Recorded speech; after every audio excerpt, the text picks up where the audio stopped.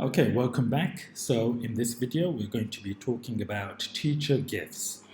So it's the end of the year, another academic year, and this is a belated video.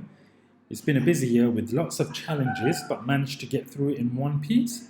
Now looking forward to a good restful breakthrough before commencing in September with a new cohort of students.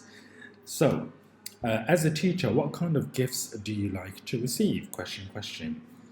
Okay, so let's talk about, first of all, what kind of gifts teachers do not like to receive.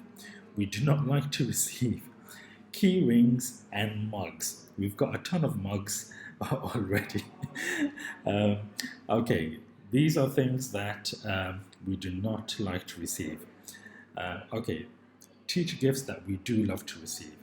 So, thank you cards and gift cards, because students take their time to write out thoughtful messages onto cards. We love to receive them.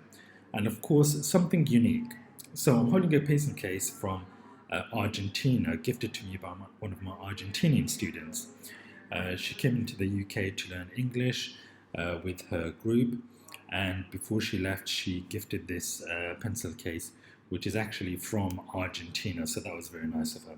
So unique gifts like that, love to receive, love. Okay, that's a quick and short video.